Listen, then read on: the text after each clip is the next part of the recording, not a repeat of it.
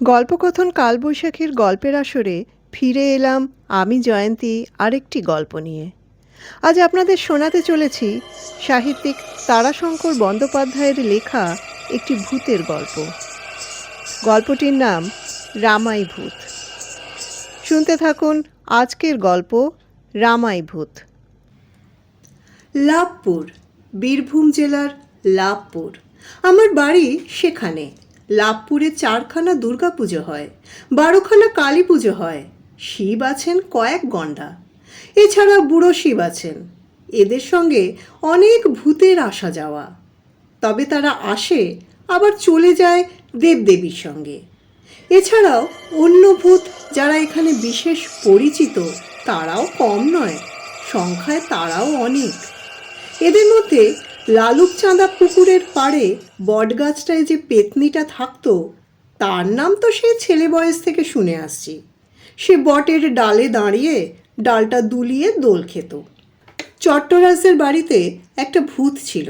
সেটার কাজ ছিল সমস্ত রাত্রি বাড়ির ঘুমন্ত লোকগুলির পায়ে বগলের সুরসুরি কাতুকুতু দিয়ে জাগিয়ে দেওয়া। প্রথম প্রথম মানুষেরা চমকে উঠে কে কে বলে জেগে উঠলেই সে খিলখিল শব্দে খোনা হাসি হেসে আরও সুরসুরি দিত। শেষ পর্যন্ত লোকে ভয় না করে গায়ে পায়ে হাত ঠেকলেই হাত পা ছুঁড়ে ভূতটাকে লাথি মেরে সরিয়ে দিত।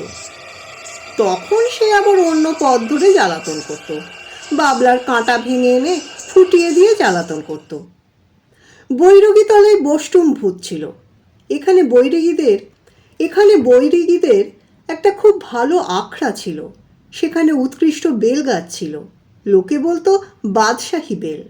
এই বেলের লোভে অনেক বষ্টুম ভূত আসতো। সকলকে তাড়িয়ে এখানে পাকা পোক্ত মহন্ত ভূত হয়েছিল সে এক বষ্টুম পণ্ডিত ভূত। তিলক, ফোঁটা কাটা, মোটা, চৈতন্যওয়ালা মহাপণ্ডিত। শুনেছি তার মতো বৈষ্ণব শাস্ত্র সাহিত্যের পণ্ডিত দেশে 2-4টের বেশি ছিল না। ক, র, গ, চ শব্দগুলো শুনলেই ফুঁপিয়ে ফুঁপিয়ে কাঁদতেন। কয় কৃষ্ণ, রয় রাধা, গয় গৌরাঙ্গ, গোবিন্দ চয় চৈতন্য। মৃত্যুর পর রথ এসেছিল তাকে নিতে, কিন্তু তিনি যাননি। বলেছিলেন, ওহে সারথি, তুমি বাবু রথ নিয়ে ফিরে যাও, আমার কিছু কাজ বাকি আছে। মানে গোটা কতক মামলা চলছে আদালতে, সে কটা শেষ না হওয়া পর্যন্ত যেতে আমি পারবো না। রথ ফিরে গিয়েছিল।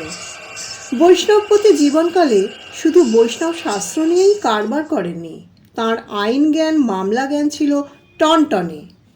এই চাকলায় ফৌজদারি দেওয়ানি যে মামলাই হোক, পণ্ডিত মোহন্ত তার এক পক্ষের তদবিরে থাকতেনি। বৈষ্ণব শাস্ত্র নিয়ে কথা না বললে তার বুক ধরফর করত, মাথা ধরত। আর মামলা নিয়ে কোনোদিন যদি আলাপ আলোচনা না হতো তাহলে তার পেট কামড়াতো এবং যা খেতেন তার একটি দানাও হজম হতো না। সুতরাং মৃত্যুর সময় তার হাতে 4-4টে মামলা এ খুব বেশি ব্যাপার নয়। বৈষ্ণব পণ্ডিত ভূত হয়ে দীর্ঘকাল থেকেছিলেন। থাকতেন ওই যে বেলবন, ওই বেলবনের মধ্যে একটা বকুল গাছে। বেলগাছের কাঁটা ফুটতো বলে বেলগাছে থাকতেন না। প্রায় রোজই যাতায়াত করতেন সিউড়ি, রামপুরহাট। আদালতের সামনে একটা খোলা জায়গা সর্বত্র আছে এবং সেখানে বট গাছ আছে। সেই বট গাছে পা ঝুলিয়ে বসে থাকতেন। কেউ যদি আইনের পরামর্শ চাইতো তাহলে তিনি কূট পরামর্শ দিতেন। ফি সামান্যই, সামান্য বাতাসা টাতাসা দিলেই হতো। প্রতি বছর তার মৃত্যুদিনে রথ আসতো, কিন্তু তিনি ফিরিয়ে দিয়ে বলতেন, আসছে বছর আবার এসো। তাকে তাড়িয়েছিল গঙ্গা তীরের ভূতের দল এসে। একবার শুনেছি গঙ্গা তীর থেকে এক ঝুড়ি বা চুপড়ি বোঝাই হয়ে ভূত এসেছিল আমাদের গ্রামে। ব্যাপারটা হলো এই, আমাদের এখানে বৈরাগী আখড়া বলে একটা প্রতিষ্ঠান ছিল। সেখানে গৌরাঙ্গ নিত্যানন্দের সেবা ছিল, আর ছিল গোবিন্দ সেবা। এদের চারপাশে ছিল ঝুড়িখানেক শালগ্রাম শিলা।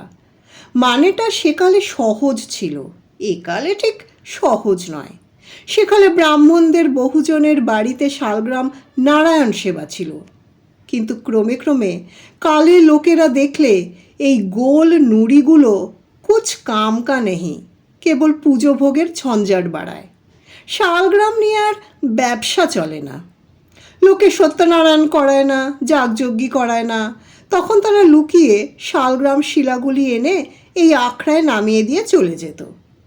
আখড়া থেকে নিয়ম ছিল যে শালগ্রাম শিলা পেলে ওই শালগ্রাম শিলার সারিতে বসিয়ে রাখবে, দিনান্তে ছিটিয়ে দেবে কুশের ডগায় গঙ্গা জল, তুলসীর পাতা আর আতপের কণা।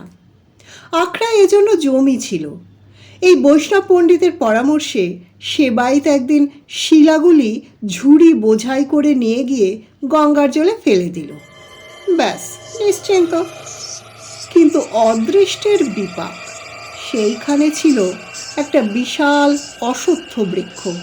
সেই বৃক্ষের ডালে ঝুলত অনেক বাদুড়, চ্যাঁ চ্যাঁ করে চেঁচাতো আর উড়ত। এদের মধ্যে ছিল অনেক চামচিকে। এরা কিন্তু আসলে বাদুড় চামচিকে নয়, ওরা আসলে হলো গঙ্গা তীরে মরতে এসে যারা গঙ্গা পায়নি তাদেরই অশান্ত অতৃপ্ত আত্মা, ভূত হয়ে ঝুলছে ডালে ডালে। শালগ্রাম শিলা ফেলে দিতে ঝুড়িটা যেই না খালি হলো, অমনি ঝুপঝুপ করে এক ঝুড়ি বোঝাই হবার মতো চামচিকে খসে পড়ল, মানে এক ঝুড়ি ভূত। সেই এক ঝুড়ি বোঝাই ভূত ওই বৈরাগীর মাথায় চেপে এলো আমাদের লাভপুর, এবং বৈরাগী আখড়ায় পৌঁছবা মাত্র ফরফর শব্দে উড়ে গিয়ে আশ্রয় নিলে বকুল গাছে। বকুল গাছের ডালে বেশ শয্যা রচনা করে ওই পণ্ডিতজি তখন ওই নাকহীন মুখের নাসিকা গহ্বরে বাতাস টেনে নাক ডাকাচ্ছিলেন এবং স্বপ্ন দেখছিলেন যে শালগ্রাম শিলাগুলো গেল, ঝঞ্ঝাট কমল। ওই অনাথ শালগ্রাম সেবার জন্যে যে জমিটা ছিল সেটার আয় থেকে এবার জুৎসই করে মালপো খাওয়া যাবে। গোবিন্দ হে, কোথায় মালপো, কোথায় সুখ! 200-400 চামচিকে পণ্ডিতকে চিঁ চিঁ শব্দ করে নখ দাঁত দিয়ে আক্রমণ করলে। পণ্ডিত সেই যে সেদিন পালালো, আর ফেরেনি। এই চামচিকে আকারের ভূতগুলো একবার ঝড়ে ওই বকুল গাছের ডাল ভেঙে পড়ায় চাপা পড়ে চেপটে লেপটে ফোঁস ধা হয়ে গেছে। এছাড়াও অনেক অনেক ভূত আছে, সেসব এখন থাক। এখন আমি যম দত্তের ছকে দেওয়া লাইনে গবেষণা করব। সকলেই জানেন রিসার্চ ওয়ার্কের নিয়মই তাই, একজনের অধীনে থেকে তাঁরই পরামর্শ এবং নির্দেশ মতো রিসার্চ করতে হয়। আমার গবেষণা হলো যম দত্ত মহাশয়ের অধীনে। তাঁর নির্দেশ হলো রামায়ভূতের সূত্র ধরে কাজ আরম্ভ করো। রামায়ভূতের সংক্ষিপ্ত পরিচয়।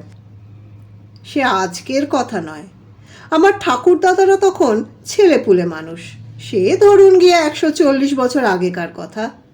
সে সময় রামাই ভট্টাচ ছিলেন একেবারে ভরা ভর্তি জোয়ান। ভট্টাচ বাড়ির এই জোয়ান ছেলেটিকে ডেকে নিয়ে গিয়েছিল নিশিতে। নিশিও একরকম ভূত। তারা রাত্রে মানুষের ঘুমন্ত অবস্থায় চেনা মানুষের গলায় ঘুমন্ত মানুষের নাম ধরে ডাকে। ঘুমন্ত মানুষ ঘুম ভেঙে উঠে বেরিয়ে এসে দেখতে পায় একটু দূরে তার একজন চেনা মানুষ দাঁড়িয়ে আছে। তারপর সে চলতে থাকে। এই লোকটিও চলে। অনেক দূর এসে কোনো খালে বা বিলে ডুবে কিংবা শক্ত মাটিতে কি পাথরে আছাড় খেয়ে এবং পড়ে মরে ভূত হয়। রামাইয়ের নিশি ভয়ানক নিশি। সে থাকতো গোয়াল ঘরে। রামাই তার ডাকে বেরিয়ে এসে গোয়াল ঘরে ঢুকে গরুর দড়ি গোয়ালের সাঙায় বেঁধে তাইতে গলায় ফাঁস পড়ে মরেছিল। অতঃপর রামাই আমাদের অলঙ্ঘনীয় শাস্ত্রবিধি অনুসারে ভূত হলো এবং নিজের বাড়িতেই তার বাসা গাড়লে। উঠানে একটি নিম গাছ ছিল, সেই গাছ হলো তার বৈঠকখানা। বাড়ির বড় ঘরের চালের সাঙায় হলো তার শোয়ার ঘর। ভূত হয়েও সে বাড়িরই একজন হয়ে রইল। রামাইকে নাকি দিনে রাত্রে যখন তখন দেখা যেত। শুনেছি আমার ঠাকুর দাদারাও তাকে দেখেছেন। তারা বলতেন, রামাই দাদা, আমাদের ভয় দেখিও না। রামাই বলতো, না না, চলে যা, নির্ভয়ে চলে যা, আমার দিকে তাকাস না, আমি কাজ করছি। রাত্রে সে গরুদের খেতে দিত, ঘর তোর ঝাঁট দিত। বাড়ির দোরে একটা কলকে ফুলের গাছ ছিল, সেটায় চড়ে টাটকা কলকে ফুল তুলে চুষে চুষে মধু খেত। বড় যে নিম গাছটা ছিল উঠোনে, সেই গাছটার নিচের একটা ডালে দাঁড়িয়ে সেই ডগার একটা ডাল ধরে হেইয়ো মারি হেইয়ো মারি বলে দোল খেত। বড় দাদা নবকৃষ্ণ ভট্টাচার্যের স্ত্রীর কোলে তখন খোকা হয়েছে। বাড়িতে মেয়ে ছেলে বলতে নবকৃষ্ণের স্ত্রী মানদা এবং বিধবা বোন চণ্ডীদাসী। একজন রান্না করত, অন্যজন ঘরে শালগ্রাম সেবার কাজ থেকে অন্য সব পাটকাম করত। ছেলেটি ঘরে কি দাওয়ায় বিছানায় শুয়ে ঘুমোতো। হঠাৎ ঘুম তার ভাঙত, হয়তো গায়ে দুধের বা তেলের গন্ধ পেয়ে পিঁপড়ে এসে কামড়াতো, নয়তো ছোট মাদুর বা বিছানায় উঠে থাকা কোনো কাঠির খোঁচা লাগতো, নয়তো দেয়ালা করার মধ্যে স্বপ্নে ভয় পেয়ে কোকিয়ে কেঁদে উঠত। মায়ের আসতে দেরি লাগতো, কারণ ভট্টাচ বাড়িতে লোকের কাছ থেকে দেবতার কাজ বেশি, তারপর গরু বাছর আছে। মায়ের ছুটে আসা সম্ভবপর হতো না। তখন রামাই নিম গাছের ডাল বা ঘরের সাঙা বা কলকে ফুলের গাছ বা গোয়াল ঘর যেখানেই থাকতো, সেখান থেকে 2 হাত লম্বা করে বাড়িয়ে দিয়ে সাঁতারুরা যেমনভাবে ডাইভ করে তেমনিভাবে আর কি সাঁ করে এসে হাজির হতো ছেলেটির কাছে, এবং উপরের সাঙায় বসে লম্বা হাত বাড়িয়ে ছেলেটাকে তুলে নিত। বাচ্চা কচি ছেলে, তার ভূতের ভয় ছিল না। ভূত আর মানুষে ঠিক তফাৎ করতে পারত না। সে কোল পেয়ে চুপ করত।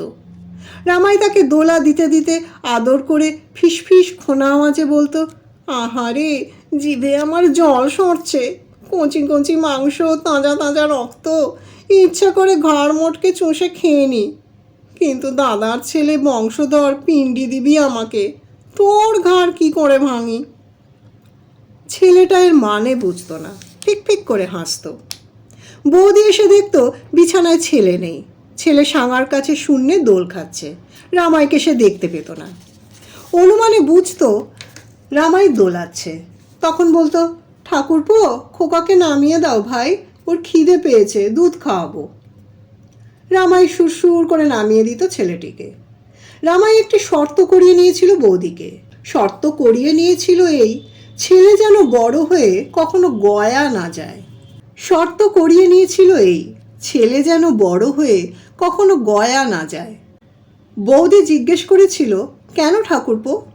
খোনা আওয়াজে রামাই বলেছিল, নেকা আমার, জানো না বুঝি? কি জানি না? জানো না গয়ায় পিণ্ডি দিলে ভূত জন্ম থেকে মুক্তি হয়? তা তো ভালো গো।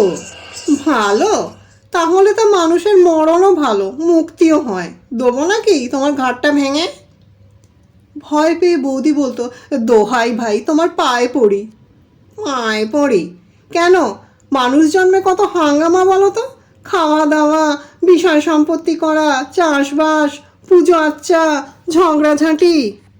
না ভাই, তবু মনুষ্য জন্ম সুখের।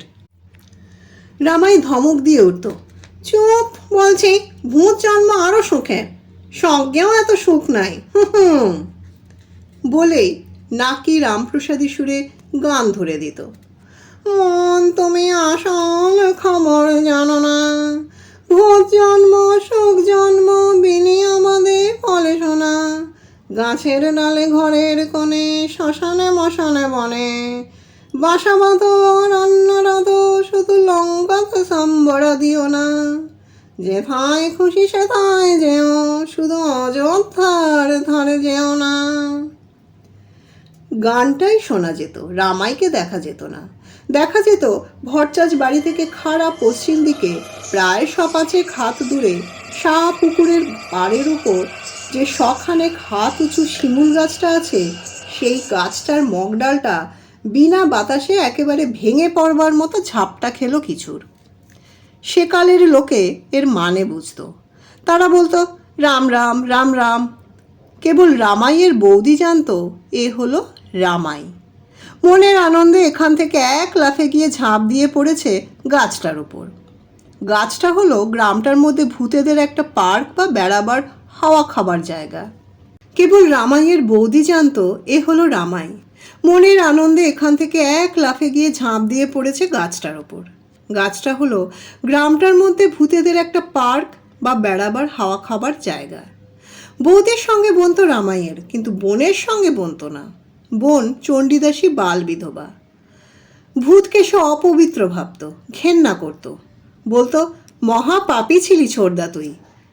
রাত্রে বিছানায় শুয়ে চণ্ডীদাসীর কথা বলবার অবকাশ হতো। চণ্ডী থাকতো মেঝেতে শুয়ে, রামাই থাকতো সাঙায়, অবশ্য তাকে দেখা যেত না। রামাই ধমক দিত, চুপ। কেন চুপ করবো কেন? পাপ না করলে ভূত হলি কেন তুই? সে গলায় দড়ি দেওয়ার জন্য। তাই বা দিলি কেন? নিশি ভূতে দেওয়ালে যে, তুই দিলি কেন? বললে যে খুব মজা হবে। মজা হবে? দেখছিস মজা? দেখছি না? তুই দেখছিস না? কি দেখবো? দেখবার কি আছে? তবে দেখ। কি? দেখ না ওপরের দিকে চেয়ে। চণ্ডীদাসী দেখতো সাঙার উপর থেকে থামের মতো একখানা পা আস্তে আস্তে নেমে আসছে তার বুক বরাবর। কিন্তু চণ্ডীদাসী ভয় পায় না। সে দিব্যি সেই থামের মতো পাখানাকে বলে, রাম রাম রাম, নাম দেখি। এই পা। পা কিন্তু নামতে পারে না, থেমে যায়। সাঙার উপর থেকে কথা ভেসে আসতো, ওরে চণ্ডী, ওরে মন্ডি, তোর মতো বদমাইশ আমি দেখিনি। মনে মনে সেই দশরথ রাজার বেটার নাম করছিস? পাখানাকে সে সজোরে দোলাতে থাকতো। সে দোলায়মান পাখানার এক লাথি খেলে চণ্ডীদাসী যে চেপটে যাবে এতে কোনো সন্দেহ থাকবার কথা নয়। বৌদি বলতো, ও চণ্ডী, ক্ষমা চা ভাই, ও চণ্ডী। কাকে বলছে? চণ্ডী সেই কথা শুনবার মেয়ে। সে কি করতো? এই মস্ত হাঁ করে দাঁত মেলে বিছানায় উঠে বসতো এবং বলতো, কামড়াবো তোর পায়ে। হ্যাঁ? পাখানা সরাত করে গুটিয়ে যেত ফুটো হয়ে যাওয়া লম্বা বেলুনের মতো। চণ্ডীদাসী খিলখিল করে হাসতো। তবে মধ্যে মধ্যে অতর্কিতে ছড়বছর শব্দে বালি ছিটিয়ে কিংবা কখনো পিঠের ওপর গুম করে একটা কিল বসিয়ে দিয়ে অথবা চণ্ডীর মাথায় গোবরের তাল ফেলে দিয়ে তাকে জব্দ করতো রামাই। রামাই ভয় করতো আর খাতির করতো দাদাকে। দাদা যজমান বাড়ি থেকে ফিরত চাল, কলা, মিষ্টি, মন্ডা, ফলমূল বেঁধে নিয়ে। পিছন পিছন রামাই পাহারা দিয়ে নিয়ে আসতো বাড়ি। তবে দাদার সামনে কখনো যেত না। দাদা তাকে সংস্কৃত ব্যাকরণ পড়াবার সময় বাখারি দিয়ে পিটত এবং বরাবর পিছন থেকে হঠাৎ কান চেপে ধরত। ওই ভয়ে সামনে আসতো না রামাই। দাদা একলা মানুষ। চাষের সময় বলতো, রামাই, মাঠের খোঁজ একটু রাখিস। একলা মানুষ, এবার টানের বছর, দেখিস যেন চুরি করে জল কেটে না নেয়। রামাই সারা রাত্রি জমির চারিধারে ঘুরে বেড়াতো। একবার চাষি সদগোপদের ভীমের মতো জোয়ান বহুভল্লভ ভট্টাচার্যের জমির জল চুরি করে কেটে নিতে এসে দেখেছিল সেখানে একটা আচমকা তাল গাছ দাঁড়িয়ে। আচমকা মানে অচেনা, অর্থাৎ তাল গাছ সেখানে ছিল না। আচমকা অচেনা তাল গাছটাকে দেখে বহুবল্লভ থমকে দাঁড়িয়েছিল। এ তাল গাছ এলো কোত্থেকে? তাল গাছটাই উত্তর দিয়েছিল, আয় নে জল কাঠ। বহুবল্লভ সাহসী এবং বলবান। সে বলেছিল, কে রে তুই? আমি রামাই। এবার বহুবল্লভ চোঁচা দৌড় দিয়েছিল। রামাই তার বাড়ি পর্যন্ত ধর ধর বলে ছুটে এসেছিল পিছন পিছন। লোকে বলে রামাই নয়, এটা ছিল ওর ওই দাদা নবকৃষ্ণের কাজ। রামাই ভূত হয়েছে এই কথা রটনা যখন হলো তখন সে মধ্যে মধ্যে তেল কালি মেখে ভূত সেজে এইভাবে মাঠে নিজের জল রক্ষাও করত, আবার পরের জল চুরি করেও নিত। তা বলুক লোকে, সে লোকেরা নিন্দুক লোক, নাস্তিক লোক। ও কাজ রামাইয়ের। রামাই ছিল অসাধারণ ভূত, বাড়ির হিতৈষী ভূত, তার প্রমাণ আছে। রামাই একবার বৌদি আর বোন চণ্ডীদাসীর অনুরোধে রাসের সময় কান্দির রাজবাড়ি থেকে এক ঝুড়ি মালপো, এক ঝুড়ি মেঠাই, এক ঝুড়ি রাধাপ্রসন্ন কৃষ্ণপ্রসন্ন মিষ্টি এনে খাইয়েছিল। ব্যাপারটা বলতে হয়, নইলে পরিষ্কার হবে না। সে বছর রাসের দিন দুই ননদ ভাজে গল্প করছিল কান্দির রাজবাড়ির রাসের খাওয়ার সমারোহের। কান্দির রাজবাড়িতে রাধাবল্লভ ঠাকুরের নিত্যভোগেই এক অন্ন 50 ব্যঞ্জন 51 পদের ব্যবস্থা। সেই অবস্থার ওপর বিশেষ ব্যবস্থা রাসযাত্রা পর্বে, দিয়তাম ভুজ্যতাম ব্যাপার। খেয়ে বসে পদের পর পদ খেতে খেতে লোকের পেট ভরে উঠে এমন চরচর করে যে হেউ ঢেউ শব্দে চারিদিক ভরে যায়। 2-10 জন ত্রাহি ত্রাহি ত্রাহি মাম পুণ্ডরিকাক্ষ বলে গড়াগড়ি খায়। বউটির বাপের বাড়ি কান্দির কাছে, সেই গল্প করছিল, বলছিল এমন মালপো মনোহরা আর রাধাপ্রসন্ন কৃষ্ণপ্রসন্ন মেঠাই আর কোথাও হয় না ভাই ঠাকুরজি। প্রতিবার বাবা রাসের সময় কান্দির রাজবাড়ি থেকে ছাদাতে নিয়ে আসতো। চণ্ডীদাসী বলেছিল আমি ভাই কখনো খাইনি। বউ বলেছিল আমি খেয়েছি, কিন্তু আরও খেতে ইচ্ছে হয়, কিন্তু কে খাওয়াবে বলো? তোমাকে কি বলবো, মনে পড়ে নোলা সব করছে।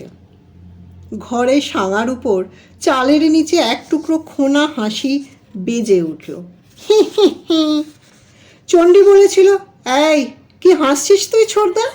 ভারী তো ভূত হয়েছিস, শুধু ঝুঁটি ধরে টানতেই পারিস। কই খাওয়া না দেখি, মনোহরা মালপো ফেস্ট ফসন্ন টসন্ন না কি কি বলছে বউ সেই মিষ্টি। কেষ্ট কি প্রসন্ন নাম করতে পেত না চণ্ডী। কেষ্টদাসী নাম ছিল চণ্ডীর শাশুড়ির, আর প্রসন্ন কুমার নাম ছিল স্বামীর, তাই বলেছিল ফেষ্ট প্রসন্ন। যাক সে কথা, এখন যা হয়েছিল তাই বলি। ঘরের ভিতরে যেন একটা দমকা বাতাস উঠল এবং ঘরের দরজা দড়াম শব্দে ঠেলে খুলে বেরিয়ে গেল। হাওয়াটা পাকাতে পাকাতে নিম গাছটার গোড়ায় গিয়ে গাছটার কাণ্ডটাকে ঘিরে পাক দিয়ে ডালপালায় ঝড়ের মতো ঝটপাটানি জাগিয়ে একেবারে গোড়া থেকে সেই মগ ডালে উঠে সেখান থেকে মাথার উপরে আকাশ কাঁপিয়ে আজকালকার জেট প্লেনের মতো একটা গোয়ানির শব্দ তুলে ঝপাং শব্দে গিয়ে পড়ল শিমুল গাছের মগ ডালে। সেখান থেকে আর একটা শব্দ। চণ্ডীদাসী বলেছিল মরণ রকম দেখো, ভূতের কি সবই বিটকেল, যাচ্ছে তারই বিটকেলামি, দেখো তো। এই বিটকেলামি তো যেমন তেমন, এরপর যে বিটকেলামি করলে রামায় তা শুনেই আক্কেল গুরুম হয়ে যায়। 8 ঘন্টা হবে, তারপরেই চালের উপর সে যেন 4-4টে বীর হনুমানের সমান ওজন নিয়ে দমাস শব্দে লাফ খেয়ে পড়ল একেবারে আচমকা পড়ল। চণ্ডীদাসীদের গল্প তখন সদ্য শেষ হয়েছে, চুপ করেছে। এই শব্দে দুজনেই চমকে উঠে বু শব্দে কেঁদে উঠেছিল। চালের উপর তখন মচমচ শব্দ উঠতে শুরু করেছে, চাল যেন ভেঙে পড়বে। তারপরেই তাদের চোখে পড়ল চাল থেকে ঠিক মধ্যে উঠোনে এসে নামছে একটা গোদা পা। তা পাখানা প্রায় নিম গাছের ডালের মতো বা তাল গাছের মতো তো হবেই। তারপরে আর একটা পা, ক্রমে 2টো পায়ের উপর গোটা একটা মূর্তি। মূর্তিটা একেবারে মিশকালো, তবে গায়ে তার অসংখ্য জোনাকি পোকা লেগে রয়েছে এবং শরীরের রেখায় রেখায় লেগে দীপ দীপ করছে। পূর্ণিমার রাত্রি, জ্যোৎস্নায় সব ফটফট করছে, তারই মধ্যে জোনাকি পোকা খুচিত ওই অপূর্ব কালো মূর্তিটা উঠোনে দাঁড়ালো। তার মাথার উপর ঝুড়ির গন্ধমাদন, 4-4টে ঝুড়ি থাকবন্দি সাজানো, আর তার থেকে কি সুবাসিনা উঠছে, আশ্চর্যের উপর আশ্চর্য। মূর্তিটা ক্রমে খাটিয়ে গুটিয়ে মানুষের মতো হলো এবং 4টে ঝুড়ি মাথায় বয়ে ঘরে এসে ঢুকে নামিয়ে দিলে। নে খা, একেবারে টাটকা, উনুন থেকে নেমেছে আর তুলে এনেছি, খা। বলেই চণ্ডীদাসীর ঝুঁটি ধরে নাড়া দিয়ে দুম শব্দে একটা কিল বসিয়ে দিয়ে লাফ মেরে ঘরের সাঙার উপর পা ঝুলিয়ে বসে খোনা গলায় গান ধরে দিয়েছিল। মা গো আমায় বাঁচিয়ে রাখো, এই ভূত জন্মে মা জন্মে জন্মে চির জন্মে বাঁচিয়ে রাখো। ইন্দ্রচন্দ্র দেবতা থেকে মানুষ দেখলাম লাখো লাখো, সব ফেলে মা ভূত পাপনের বুকেই তুমি দাঁড়িয়ে থাকো। মা গো আমায় বাঁচিয়ে রাখো এই ভূত জন্মে। ভূতের কত অসুখ বলো মা, দুঃখ নাই কতেন সীমা নাই, অমাবস্যার ভূতের নাচন নাচছি দেখো মা আজকে রাস পূর্ণিমায়, দিতাং দিতাং দিতাং দিতাং নাচছি দেখো পূর্ণিমায়। সে গান সেদিন সকলে শুনেছিল ওই গ্রামের। এমন খোনা মিষ্টি গলা আর কেউ কখনো শোনেনি। শুনেছিল আর দেখেছিল নিম গাছটার ডালে পাতায় জোনাকি পোকাগুলো ছুটে গিয়ে নিভে যাচ্ছে।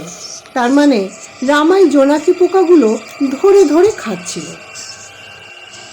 চণ্ডীদাসে জিজ্ঞাসা করেছিল, ওগুলো খাচ্ছিস কেন? মা গো! রামাই বলেছিল, জোনাকি পোকা ভূতের জিভে ভারী মিষ্টি, আর জোনাকি পোকা খেলে ভূতের রং ফর্সা হয়। চণ্ডীদাসী বলেছিল, তার চেয়ে জোনাকি পোকা দিয়ে গয়না করে পড়িস, সেই তো ভালো। রামাই বলেছিল, তুই গলায় দড়ি দিয়ে মর পেতনি, আমি তোকে জোনাকি পোকার গয়না গড়িয়ে দেব। গল্পটি কেমন লাগলো তা জানার অপেক্ষায় থাকলাম। কমেন্ট বক্সে আপনারা কমেন্ট করে জানাবেন।